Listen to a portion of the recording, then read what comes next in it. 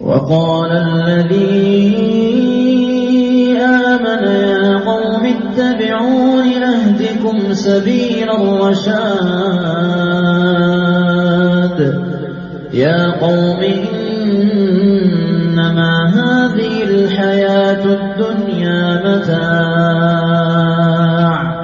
وإن الآخرة هي دار القرار من عمل سيئة فلا يجزى إلا مثلها ومن عمل صالحا من ذكر أو أنثى وهو مؤمن فأولئك يدخلون الجنة يرزقون فيها بغير حساب ويا قوم ما لي أدعوكم إلى النجاة وتدعونني إلى النار تدعونني لأكفر بالله وأشرك به ما ليس لي به علم وأنا أدعوكم إلى العزيز الغفار لا جرم أن ما تدعونني إليه ليس له دعوة في الدنيا ولا في الآخرة وأن مردنا إلى الله وأن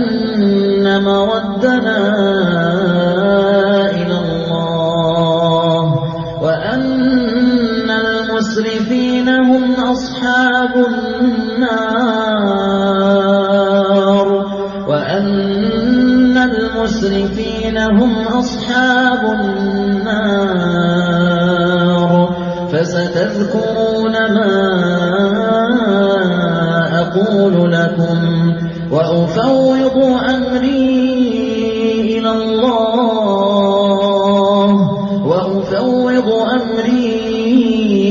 الله إن الله بصير بالعباد فوقاه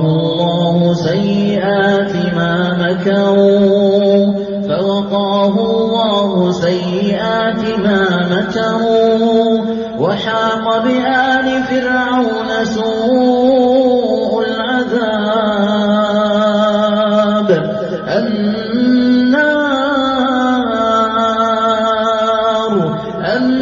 النار يعرضون عليها غدوا وعشيا ويوم تقوم الساعة أدخلوا آل فرعون أشد العذاب وإذ يتحاجون في النار فيقول الضعفاء للذين استكبروا إنا كنا لكم تبعا فهل أنتم مغنون عنا نصيبا من النار قال الذين استكبروا إنا كل فيها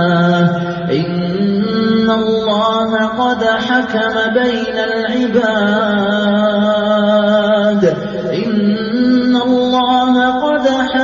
بين العباد وقال الذين في النار